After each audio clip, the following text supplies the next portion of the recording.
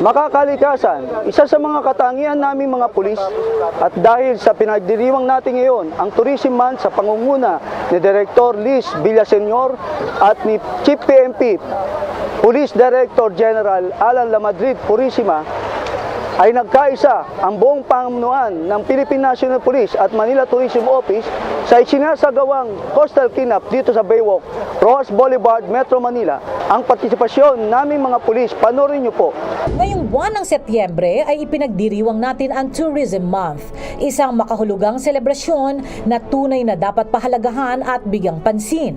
Ipinapaalala nito ang mayaman at magagandang pasyalan dito sa Pilipinas, maging ang ating social and ecological responsibility sa pangangalaga sa ating kalikasan. Bilang bahagi ng selebrasyon, nakiisa ang buong Philippine National Police, ang iba't ibang unit nito sa isinagawang Manila Bay Cleanup nitong nakaraang Sabado sa pangunguna ng lokal na pamahalaan ng Maynila, partikular ang Manila Tourism and Cultural Affairs Bureau sa pamumuno ni Director Flor de Liz Villaseñor. Ang iba't ibang ahensya ng gobyerno tulad ng Philippine Coast Guard, Philippine Navy, mga kasamahan nating taga DZRH, mga non-government organizations at mga NSTP students ng mga eskwelahan ay nakibahagi rin sa paglilinis ng Manila Bay. Parte rin ng aktibidad ang isang warm-up exercise at Zumba na pinangunahan ng mga taga City Health ng Maynila. Okay, this is more of displaying our corporate social responsibility. Kaya inimbitahan namin yung mga ating kapulisan kayo na makibahagi sa aming paglilinis ng Manila Bay Walk. We've been doing this since last year. Umpisa nung umupo si Pangulong Mayor Joseph Estrada, ginagawa na po natin to regularly. Ang kaibahan lamang po, ngayong September is a tourism month. So kami po yung nag-lead. So namimili po kami ng mga pwede namin i-partners from the private group or other agencies that we can partner with. We'll run 4 Saturdays of September. So next Saturday meron po ulit until 27 yung last Saturday natin na sa pangunguna ng Tourism Bureau ng Manila. Tapos thereafter, tuloy-tuloy na naman po, iba-ibang ahensya na naman ng pamahalaan ang nakikipagtulungan sa lungsod ng Maynila. Kasi nga po ang Baywalk, hindi lang naman po yan para sa taga Manila, para po sa buong Pilipino. Nakatutuwang makita ang mga Pilipino na nagsasama-sama para sa paglilinis nito. Matatandaan na ang Manila Bay ay isang makasaysayang lugar. Ito ay nagsilbing unang daungan ng mga kalakal at transportasyon ng mga manlalayag noong unang panahon at kahit hanggang sa kasalukuyan. Ito ay kilala din sa lugar ng pasyalan, hindi lamang para sa taga Maynila pati sa mga karatig lungsod at probinsya. Ngunit sa pagdaan ng panahon, kasabay ng urbanidad ng Maynila, ang Manila Bay ay unti-unting naaapektuhan. Ang dating malinis na dagat ay napuno ng basura mula sa mga ilog ng mga karatig bayan at lungsod at maging ng mga taga Maynila. Samantala, ang reigning Miss Manila na si Michelle de Guzman Halili ay nakiisa rin sa Manila Bay Cleanup. Being Miss Manila, napakahalaga nito kasi napapakita natin na yung mga kababaihan natin, tsaka yung kabataan natin, dapat hindi lang sa kagandahan, sa katalinuhan, dapat may social responsibility rin tayo. Kasama dito yung pag-aalaga ng kalikasan natin. At kung tutuusin din naman kasi talaga, yung Manila Bay, ito yung pagka nagpunta ka, pag may turista, ano ba yung alam nila sa Maynila, di ba? Manila Bay, sunset. So parang kailangan mapanatili natin yung kagandahan ng Manila Bay natin. Para po sa lahat ng Manilenyo, mga kapit lalawigan po natin, ang Maynila po at ang Manila Bay hindi lang po para sa mga taga Maynila, to hindi lang para sa mga turista, para po to sa buong, para po sa lahat ng Pilipino.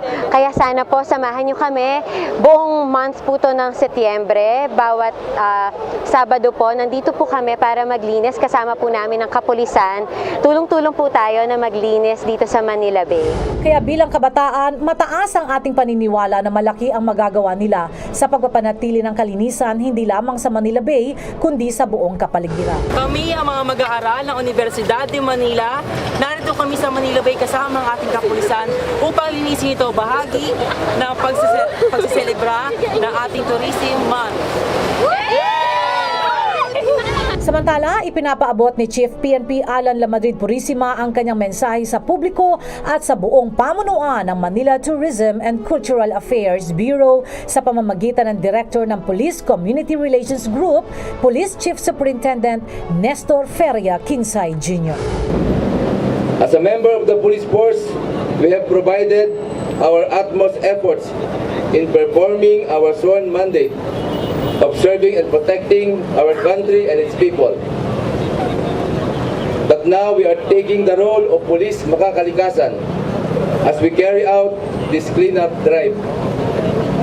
Let us also take this cue to initiate change and amongst ourselves upang tuparin ang ating misyon, hindi lang bilang mga alagad ng batas at tagapagtupad ng batas, kundi pati na rin bilang ng mga alagad at tagapangalaga ng kalikasan.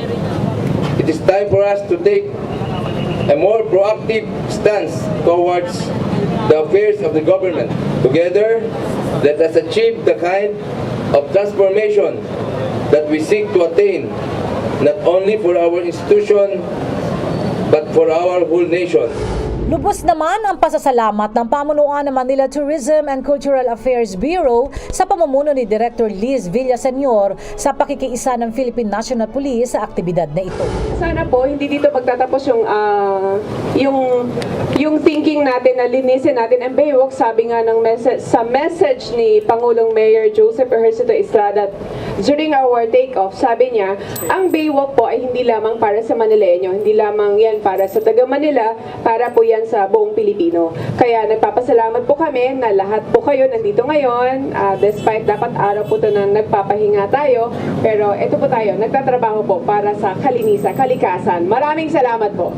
Again, ang amin pong pasasalamat in behalf of the City Government of Manila, the Manila Tourism and Cultural Affairs Bureau would like to say thank you to Chief Alan Purisima for helping us out. I hope to be partner with you again, hindi lang dito, kundi sa mga ibang events pa namin dito sa City of Manila.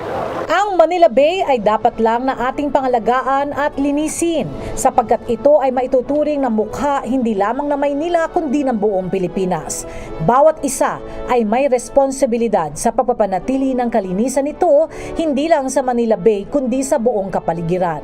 Magmula sa ating mga tahanan hanggang sa paglabas natin sa ating komunidad, ugaliin ang tamang pagtatapo ng basura sapagkat ang mamunting basura kapag pinagsama-sama ay tonet-tonelada.